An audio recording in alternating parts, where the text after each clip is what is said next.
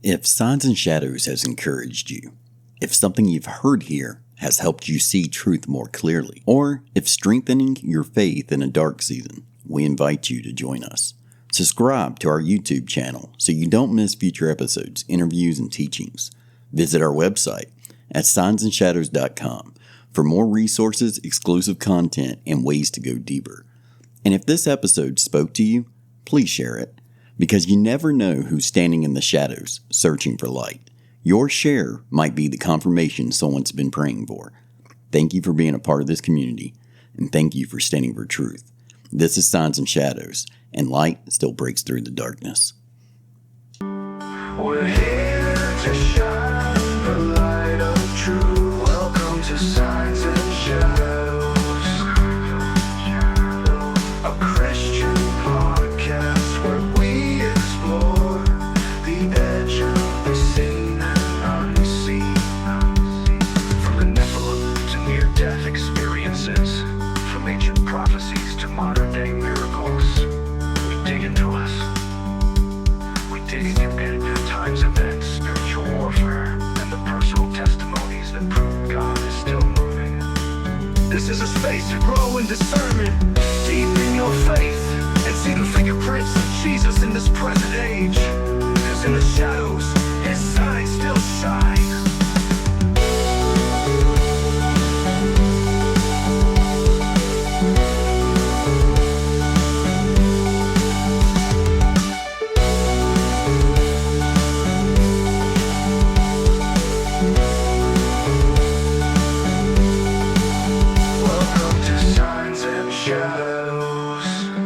There are moments when the shadows don't whisper. They crash in. Loss, addiction, a mother gone, a life unraveling. Today's guest was raised in faith, but grief broke the foundation. Drugs and alcohol became a way to numb the pain until everything was on the line. A child taken, a final pill, and one desperate prayer. God, if you're still in the miracle business, take this pain from me. And He did. Not with thunder, not with a spectacle, but with deliverance. This is a story of relapse and redemption, of running and being welcomed back, of learning that no substance can heal what only God was meant to touch. If you're hurting, if you're struggling, if you think you're gone too far, you haven't. This is Signs and Shadows, and light still breaks through the darkness. All right, so let's jump right into this. So where do you want to start at? All right, my name is Kimberly, and I am a 40-year-old child of God, a mother and a girlfriend from Alabama. I have not always had the very best life, but it has definitely not been the very worst life. I was raised in a Christian home with the best mother that you could have possibly hoped for, and a father who did what he thought he should when he thought he should, if he was meant to. So, I lost my mother 16 years ago tomorrow. I'm sorry. And when I lost my mother, I lost my entire mind. And instead of turning to the Father, I turned to bottles. Some of those bottles rattled and some of them sloshed. And that's how I numbed myself for almost 2 years after she passed. March will be 14 years since I have been off of pills, and I am ever so grateful for that. But let me give you a little backstory on that. So I grew up as the chunky kid that always got made fun of in school, and never really had a whole bunch of friends. I was always really likable, and everybody, I didn't have enemies, but everybody picked on me and everybody made fun of me, and that was rough. So I have naturally curly hair, and until I was about 17, I didn't know how to tame it and make it not poofy and frizzy, and so that was a big poke fun at me point. And so that and my weight combined were pretty rough. So I ended up having gastric bypass surgery after I graduated high school, and I was 18 years old. I was the youngest person that my surgeon had ever operated on. And I wound up going from 330 pounds all the way down to 150 pounds. Wow. Which made a world of difference in my life. It made me feel so much better about myself. It gave me so much more confidence. But it also lowered my tolerance.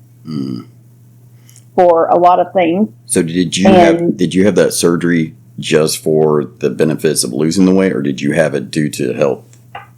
No, I had health issues too. I had a lot of weight-bearing knee pain, Gotcha. and my blood pressure was out the roof, all kinds of different medical things to go along with that. So it wasn't just for vanity. Yeah. But that was part of it. I'm not even going to lie about it.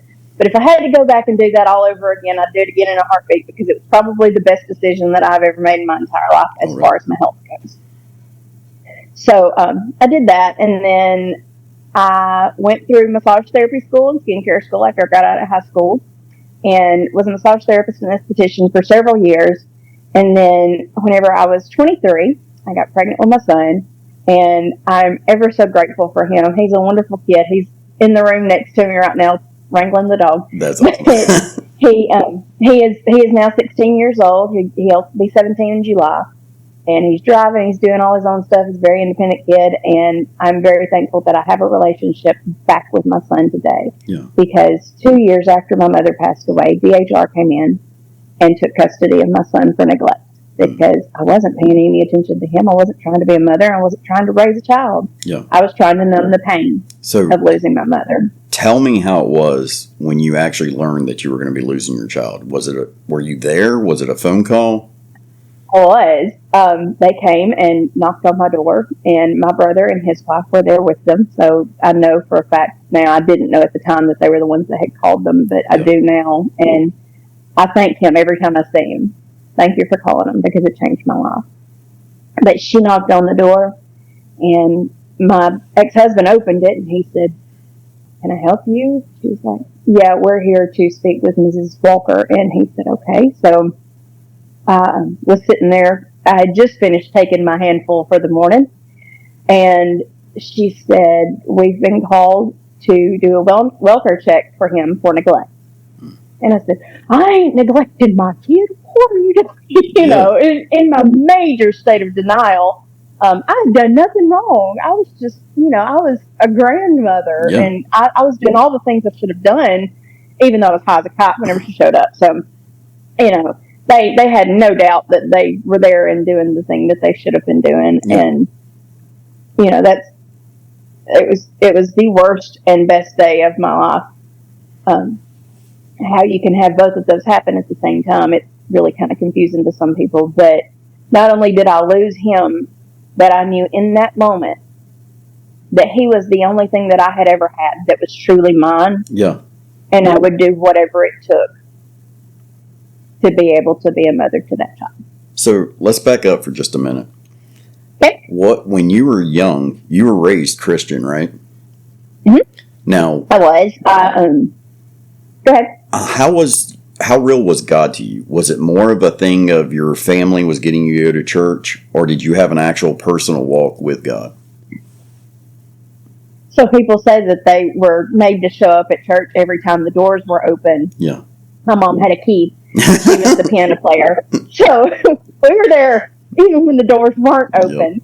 But I was raised in church. I went in front of the church at age 7 and gave my life to Christ, because whenever I was growing up, God was a condemning God. And if you did anything wrong, you were going to die and you were going to go to hell. So I knew that Jesus died on the cross, and that if I asked him to come in my life, that he would, and he would save me from that. So, and in my 7-year-old mind, all I was thinking is, I don't want to go to hell. Right. So I'm going to go up and I'm going to ask Jesus to come into my heart. And I realized whenever I was in junior high school, I was about 12, 13. And I knew at that point that I was not saved at 7 years old. I had done it because I didn't want to go to hell. Yeah. But I didn't understand everything that I needed to understand. So I got saved at 13 years old. And I was truly saved at that point in time. I knew everything that I needed to know. I knew that Jesus died on the cross for my sins, that he was raised again on the third day, and he'd gone to heaven to prepare a place for me, so that where he is, there I may be also. And I had a wonderful life. I did youth group. I did all the FHA, FCA, all the things whenever I was in high school, so that I could make sure everybody knew that I was Christian. Yeah. Not that you have to show for it to be real, right? But it's reassuring to you. Those were the things. Yeah, those were the things that I needed to do to make sure everybody knew that I was Christian. Yeah. So I did that, and I truly believe that I have been saved since I was that age. But I turned my back on God. God never once turned his back on me, because the moment that I cried out to him, he was right there. I felt his presence, and I knew when I cried out to him that if he was still in the miracle business, to make this one of them, and not let me lose my life and not let me lose my son permanently. I said, I will do whatever it takes for me to be able to be a mother to him, and I did. I took my very last pill the morning that they came and took him away, and she told me, she said, you need to go to a outpatient rehab, and you need to go for a psych eval, and you need to go and do parenting classes and all these things. So the very next day, I called and got everything set up that I needed to get set up. And I don't know if you've ever been through withdrawals from drugs, but it's not a pleasant experience when you were taking pain pills that stopped everything. And I can say I have not done that, you but stopped taking those, I have worked so it's not pleasant. of involuntary commitments with me being a police officer, and I have had to walk through that with a suspect, and it's not something I would ever want to experience. And I take my hat off to you for coming through that, because that is rough. Yeah, it was rough. I'm going to jump back one more time on something. Okay. So you got on the drugs due to your mom passing, right? Yes. So can you think back to what was it that finally made you go, yeah, I'm going to do this? Have you ever thought about it? I didn't know. I just knew that I didn't want to feel. Yeah. I didn't want to feel anything. I didn't want to feel the good emotions. I didn't want to feel the bad emotions. I didn't want to feel anything. But with you being a Christian, with you dealing with, because I lost my mother back in 2020, my father and both my grandparents. I think it's a lot of times when we're going into these really, really bad situations where we're losing a loved one, if we don't have our minds prepared before, it sometimes is where it will break us. And so I've even tried to work harder on this now that I've actually gone through some true dramatic loss. And I try to teach my kids this because I know they're going to have to face it. And one thing that I think is horrible as a human being is that, each one of us is going to eventually face that death. And if we can catch it before we go to hopelessness, I think it's way easier to try to wean it and stop it before you go to that hopelessness. Because I've been to hopelessness one time. And I'll be honest, if God hadn't pulled me out of it, I wouldn't be sitting here today. And so when you were trying not to feel anything, did you turn to God at all? Or was it that you were so wrapped up in the situation that you were like, I just got to get this off me? Yeah, that was 100% it. And so my mother had an autoimmune disease. Mm-hmm. When she went into the hospital, they punctured a hole in her esophagus, and she suffocated from the inside out. Her body filled up with air. Mm. You could push her hands and watch the air go out, and then let it go and watch it fill right back up like a balloon. Yeah. So it was very, very traumatic. Like, not just mom got sick and mom passed away. Yeah. Mom had traumatic experiences. And I knew that she kept her pain pills in a certain place in her home. So the pills that got me started were the night that she passed away in her drawer in her house. Because everybody came over to the house and brought food and all the things. And I was like, I can't face 20 people in my mama's house right now. Yeah. She just passed away and we just left the hospital. And then I get to her house and there's all these people. And I'm like, yeah. So it never crossed my mind to pray about it. It didn't. Yeah. That's the honest truth. My first thought was, I can't deal with this. I'm not going to deal with this. Let me go take a handful of these. Now, did you have any siblings or anything? I do. I have a little brother. He's 2.5 years younger than me. His name's Jeremy. Gotcha. He's the one that called DHR to come check on my son. And he wound up in a safety plan with my little brother and his wife while I was going through all the stuff that I had to go through. So he didn't actually end up in state custody. It was no. He went into they call it a safety plan. Yeah. When they go in with family. So that's what wound up happening. And thankfully, I didn't have to go through fighting the state to get him back, but I did have to check all their little boxes I understand that. I've seen it quite a few times, actually. Yeah. So you said that you took the last pill that day. What made that moment so different from all the others? They had taken my child, my heart and soul lives in that little boy. Had you ever tried before this to stop? So this was the wake-up call that smacked you and was like, hey. It was, because you can't, nothing was going to be bad enough for me to want, without something serious happening, nothing was going to be bad enough for me to want to just, I think I'll lay it down today. Yeah. It had consumed me so much. And you were to the point where you had to take it to feel normal, right? Mm-hmm. Yeah. I did. To wake up in the morning and to put my shoes on and go anywhere, do anything, I had to have at least 2, if not 3, of whatever. Yeah. See that? Whatever I could get my hands on at that point. I think a lot of times people don't realize that part of addiction, because I was naive to this until I had some in my family, and then I was dealing with it as a police officer, because I was always like, why don't they just quit? And I understand it would make them sick or whatever, but I never understood that they get to such a point, and I don't want to speak out of place with this because I may be wrong on it, but from what I have witnessed and seen, is that just to function and to feel normal, you then have to be on the substance. And if you're not, then you're violently ill, cannot function, you can't do anything. So it's a loop that just is never ending. And you're killing yourself if you don't take it, and you're killing yourself if you do take it. So it's kind of like, which way do you go? And that's a horrible experience of having your son taken away, but it's amazing how God has turned your life around. Because, how I even met you was seeing your content on TikTok. And I was like, wow, this is amazing. And I actually reached out to you and I was like, I would like you to come on the show so you can give your testimony. But I'll go ahead and let you have the floor back. Yes, absolutely fine. So, like I said, I've been saved since I was 13 years old, 27 years. And I knew God, but I got angry and resentful when Mama died. And she was so much more than just my mom. Yeah. She was my very best friend, and I got married to my son's father in 2007, and my father had left her in the fall of 2006.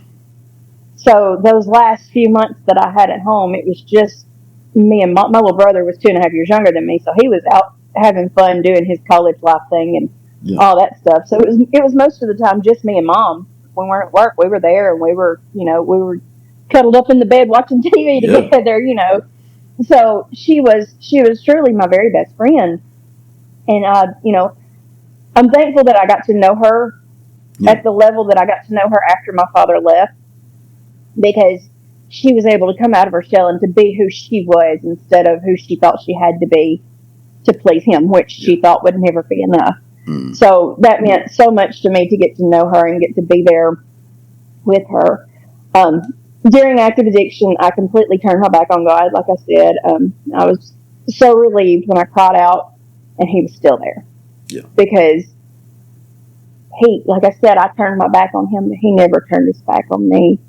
And no matter how far you get from the Lord, no matter how far you think you can run and try to get away from the love of God, you can't. Yeah. He's still there. He still loves his children. God sent his only son to die on a cross, be beaten, hung, and die. And I think about that from a parent's perspective now, because my son is my only child, and I could not fathom how much love you would have to have for the entire world to allow your only child to be like. And I don't think people think about that. I don't either. And I also don't think that people think, actually, so, I do the Veil Breachers. And one of the songs I haven't released yet is that he did that for me. And it goes through each part of the Bible. And he had me in mind when he was doing it. And that's like, I think we may have talked about this offline one time about the thorns. It's not really a wreath. It's more of an actual helmet when they beat that into his head. And when I was doing my research on this, I was like, because I've always been like, even growing up in church, it was always depicted as pretty much like a little wreath that was set on his head and just kind of hit. But if you actually go and look what it was an actual helmet made out of those thorns. And they beat that into his head. And then another part that I don't think people talk about enough is he was actually naked. Like, we always give the depiction that he has like a little loincloth on. But this man was beaten. He was all for me and you. And I have gone and really, really thought about this. There is nothing in me that can make me do that. And I am so at awe by Jesus for what he has done for me, what he's done for you, and everyone that's listening to this. You couldn't make my body physically go through it. And I mean, I have been in active shootings. I have been there where I was willing to risk my own life. But at no point was I being straight up tortured. And then the other thing that I stand so at awe for is he never uttered a bad word towards them.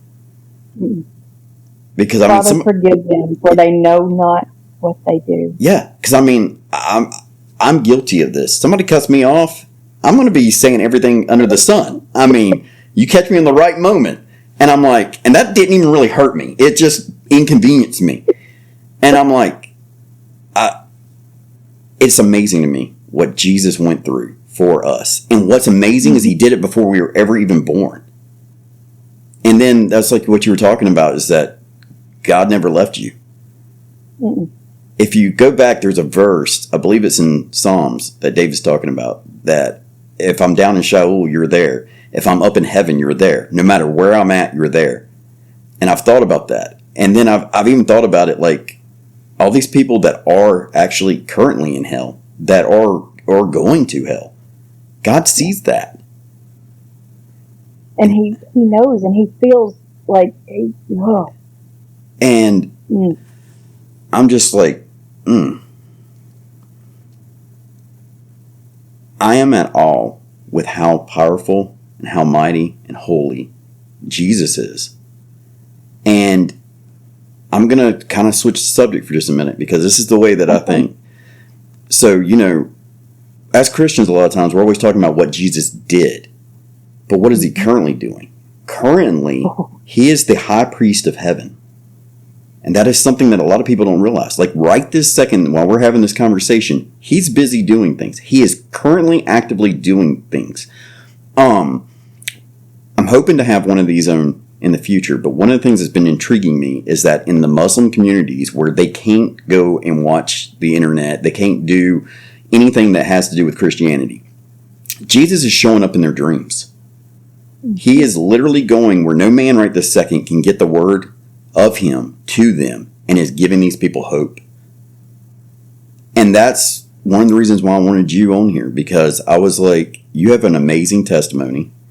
And I was like, the things that God did for you, if he did it for you, I know he can do it for others. And he's done a lot for me. He's never done it in this area for me. But that's one part of my show that I really try to do, is to give people hope. Because I think just like reading the Word of God, it activates your faith. I think hearing the testimonies and how he's affected people's lives, it really builds your faith up. And when you're going through these hard times, or if you have a family member that's going through this hard time, you can sit here and go, he did it for her. He can do it for me. So I'll let you have the floor back. Yeah, fine. So I went through all of my stuff with DHR, got my son back, and then in 2015, I lost my father. Well, there's still a lot of unresolved resentment from things that I had witnessed growing up, and things that had happened to me growing up, and didn't find out until later that he had given permission for those things to happen. Like, there was a lot of built up hurt and anger. So I didn't turn back the pills, but I thought, I can go down to the liquor store because that's legal. Yeah. And that's not going to cause me near as many. They can't take my kid because of me drinking. Well, they didn't take the kid, but I wound up with 2 DUIs and spending some time in the county mountie, and, you know, all that great, encouraging, wonderful, uplifting part of my life. Yeah, no, I was begging for Clorox when they put me in the drunk tank the first time. I was like, there's stuff all over the walls, and it was. I'm I'm not a princess by any means, but that was more than I ever wanted to have to deal with in my life. That was awful. And those 7 hours were a very, very learning 7 hours. And obviously, I didn't learn enough. I had so much fun. I wanted to do it again. But I'm very thankful that no matter what I chose to do, God never left me, and He never, thankfully, I never had to do any time. Yeah. Just the drunk tank time, and so I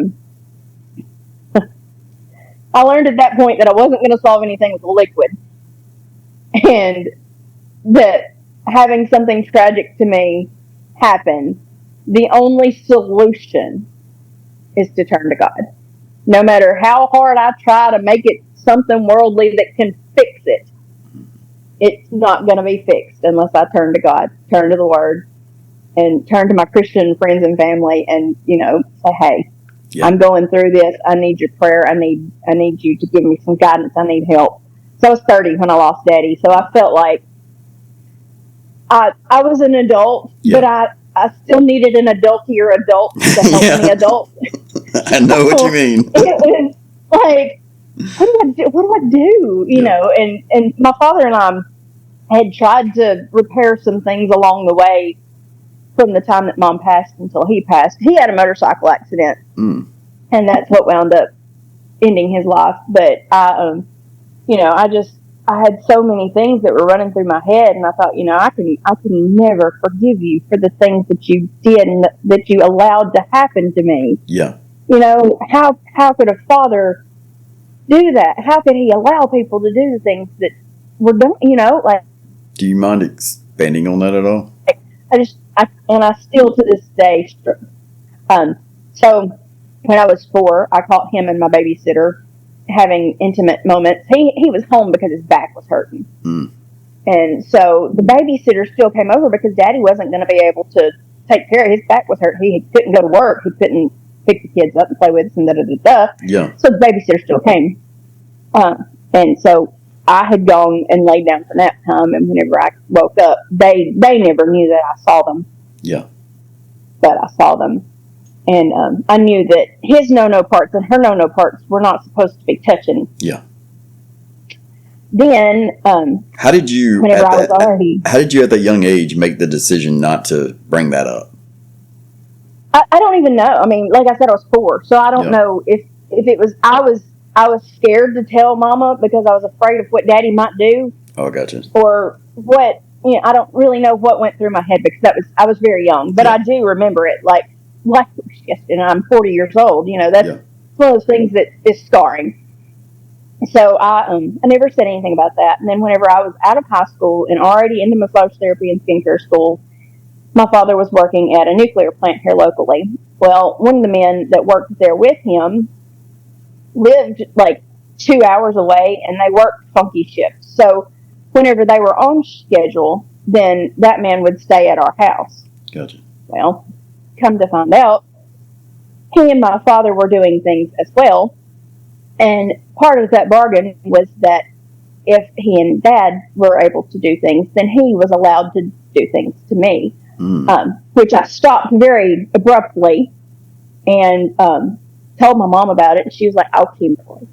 And I said, "No, Mama, you don't understand. When you wake up in the morning and you have a man with his parts in your face telling you to do things, you kind of wonder what's up." Yeah.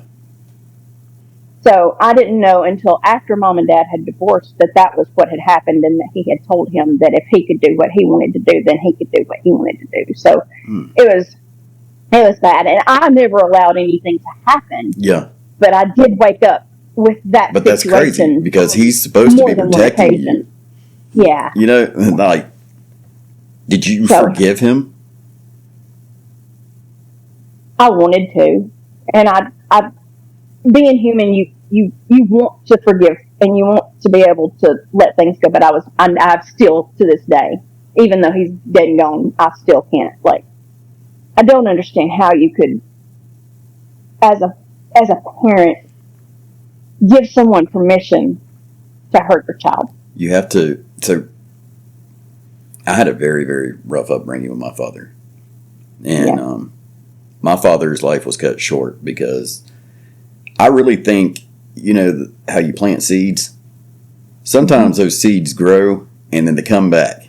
And my father was extremely abusive, verbally and physically. And my parents separated when I was about 14, and it was because of me and him getting almost into a fist fight. And he was heavily on drugs. When my parents separated, I didn't have much to do with my dad at all. My brothers and sisters were young enough, they still had to go over there. I tried reaching out to my dad one time when I'd gotten in some trouble, and my dad took me out to dinner. We sat down. Everything I told him, he just went and tried to use it against my mom. So I was like, that's the last time I'm ever giving you a chance. Well, you fast forward till I'm about 21, and I was a supervisor for security at a data center, and a sheriff deputy shows up and served me papers saying that my grandmother is getting custody of my father. And I was like, what? I've never even seen this before. So I start trying to figure out what's going on, and they're saying that he's over in this place called Creedmoor, North Carolina, which I'd never even heard of this place. So I show up the next day. I was off the next day, and I show up, and it looks like a retirement home almost. And I see him sitting there. Now, I hadn't seen him at this point in probably 12 years. He looked like my grandfather. And I walk up to him, and I'm like, so what's going on? Grandma says that she's getting custody of you. And I was like, what does that even mean? And he's like, let me see that, and snatches it from me. And by that time, a nurse comes out and is like, who are you? And I'm like, I'm his son. And she's like, I only knew of him having a daughter.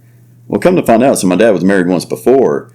They hadn't told any of them on the medical staff or in any of his notes that he had 5 other children. So they were all shocked. And come to find out, my dad was kicking this guy off property, and apparently the next day, it was on my dad's 50th birthday, that the guy waited for him by a vehicle. They don't know if he beat him with a gun or if it was with a pipe, but it made it where he was in a kind of like a vegetable state. It was odd because the first time I met him or seen him after this, he seemed like normal self. But then when I went back out there and started talking to him, he was almost like a robot. And like when they told him to eat, he had to literally be told to put the food in his mouth and to pull the food off and then to chew. But then every once in a while, it's like a robot is short circuiting. He would act normal for about a minute or two, and then he would go right back into this. But he had major brain damage and major brain swelling, and they had to go and do this thing where they take part of, I think it's part of the bone from part of his hip to regraft onto his skull. But he ends up passing away about 10 years after this. But I had a lot of hate in my heart and a lot of problems with the core of me said that all my problems was my father. And looking back, a lot of the reason why I am the way I am is because of my dad. And like even when I went to have my first son, I remember she was in labor for a long time. It was like 26 hours, and it was snowing that day. And they finally told her, just go ahead and go to sleep. We'll help induce you in the morning. So I went downstairs, and when I went downstairs, I ended up running into an old friend. And I was telling him, I'm worried about becoming like my dad. I was like, I never had a good dad. I was like, so how do you be a good dad? I was like, because his dad was my basketball coach, and he had a good dad. And he goes, Bud, just by you being worried about that, he goes, you're going to be a good dad. You're going to be a good dad. And so now fast forward back to me sitting in this room with my father, and I have the chance to say anything that I want to him. And I know it's the last time I'm ever going to see him. So I asked him, I said, do you care if I pray for you? And I asked God, I said, God, I know that most of my life I blamed most of my problems on you, on this man that's sitting here before me. And I said, but I'm asking you to forgive me for that. And I said, I'm asking you to forgive him for the wrongs that he's done with my relationship and with my other brothers and sisters. And I said, Father, I ask you to take that burden off of me. And don't allow me to pass it down to my children. And I told my dad, I sat there and I wanted to touch my dad's face, because even though there was a lot of animosity growing up with my dad, I didn't know what his face felt like. And so I touched his face, and the thing that blew my mind was that it was just like touching my face. You feel a little bit of stubble there, and I'm like, that's crazy. And it humanized him. where a lot of times throughout my teenage years, in between dealing with my mom, with how bad my dad was, and dealing with everything of him, I realized I'm the same way as my dad. And I had to forgive him. And once I finally did, like, it's one of those things that I told him, I said, I'll never allow you to see my children because I can't allow you into their lives. I said, and because of how you act. I said, but the thing I am going to do is I'm 100% forgiving you. And I said, I'm walking in faith with this forgiveness. And that was, I was 21, I'm 38 now. And I can say that honestly, by the time that he actually passed, he passed in 2020, I was perfectly okay with it. And I had done my best to protect my children from my father, but I had also gotten rid of that hurt, because that hurt is holding you back. And one thing that's really important to me, and this is the reason why I'm even bringing up all this, you can tell you still got a little bit there. And you got to remember that when it's talking about like tithing or bringing an offering, that if you've wronged your brother or if you have a hurt there, go and make it right. And now that he's passed, it's probably going to be even easier, because now all you got to do is talk to God and be like, God, I want you to just take this part of my heart, take it away, and Lord, allow your work to be in me. Because when you hanging on to it, it's a weight there. And a lot of times you don't even realize it's a weight until you finally get it off. And then once you get it off of you, you can breathe better. You can sleep better.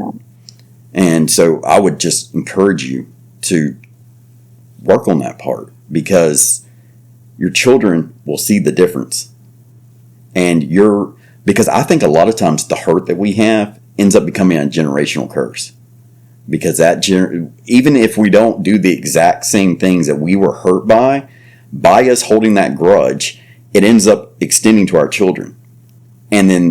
And you see it function in different forms. I call it a little tree, because it's planting that seed, and then you see the tree, and then there's a different branch here and a different branch here, but it still leads to the same problem. Yeah, the same root. So, with all this being said, if someone listening is at their breaking point right now, what do you want them to know about God? Life's going to throw you curves. Every single turn you make, life's going to throw you curves.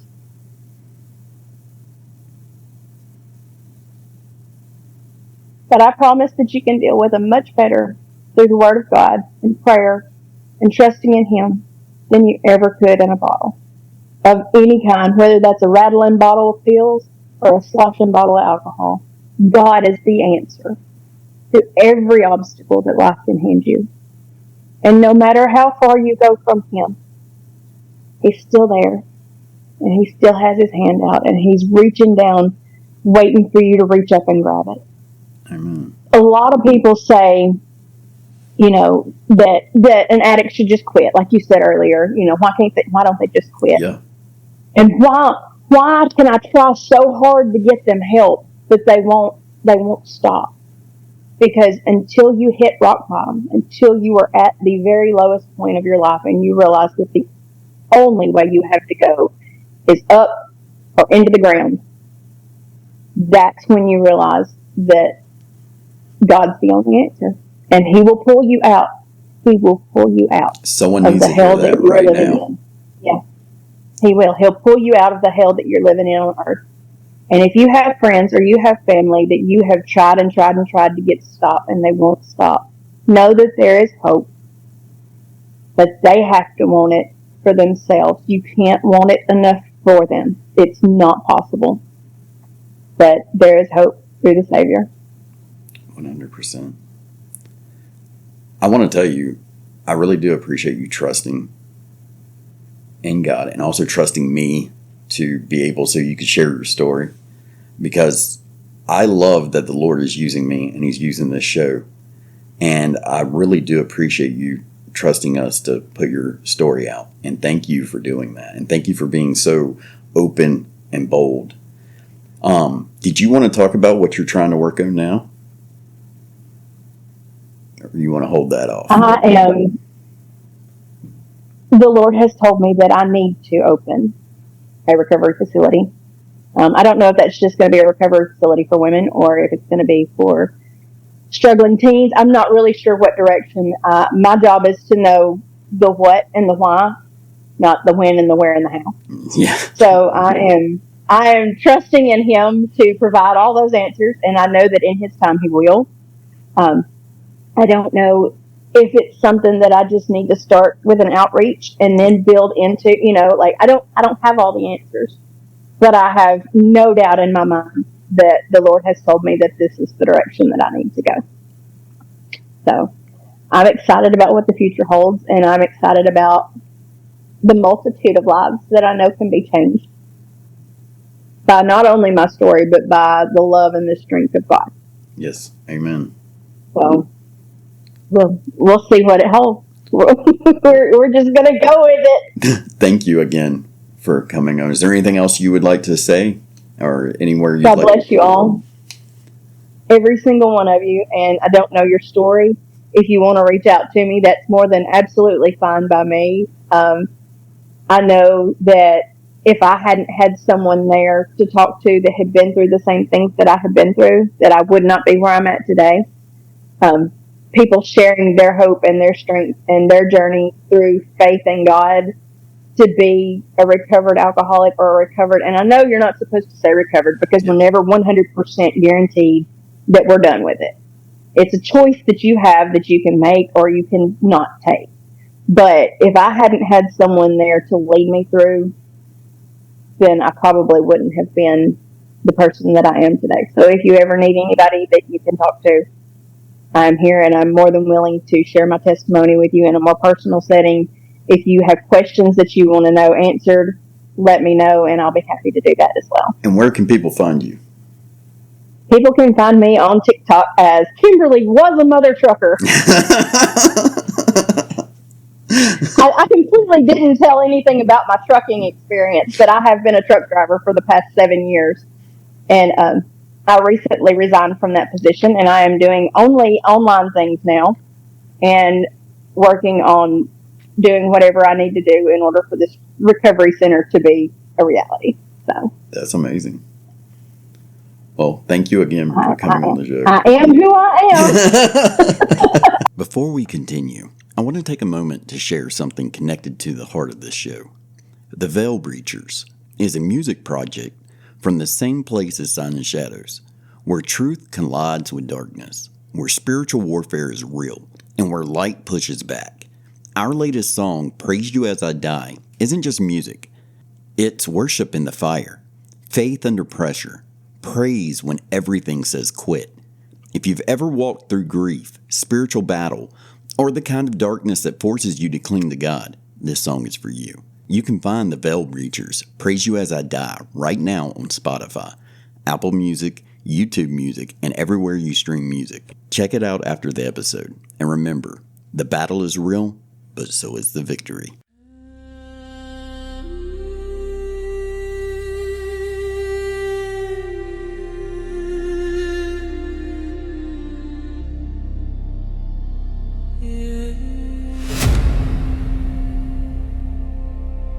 The earth is shaking, kingdoms falling, rumors of war, your word fulfilling.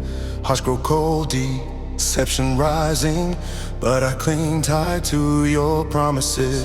They can take my breath, but not my faith. They can take my life, but not your name. Though the mark divides all of mankind, I choose the Lamb and leave the world behind. Storm clouds gathered, I'm not afraid. You are Savior, you already overcame. I will praise you as I die. Let my last breath glorify. When the sword is at my neck, I will stand, I won't deny.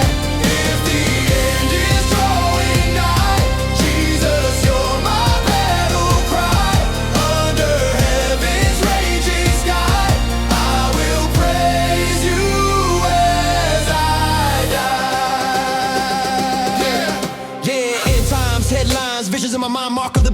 of mine. Lord to the king, never bow to the throne. The world can kill me, but God takes me home. Let him hunt, let him rage, let him scream my name, and accuse me with the fire and the death and the blame. But I saw the lamb break the seals of the scroll, so I trust in the blood that redeemed my soul. Persecution, I call it promotion. Death ain't a threat when the grave's been broken, so I'm marching, faith, no fear inside. I will praise my God as I testify. I won't bow to the beast, no sir. I won't bow to the beast, no sir. If I die for the Christ, so be it. If I die for the Christ, so be it. He's my savior and king. That's right. He's my savior and king. That's right. I will praise as I die. All day. I will praise as I die. All day. Left, right, left, marching on. Heaven's where I make my throne. Left, right, left, till I die.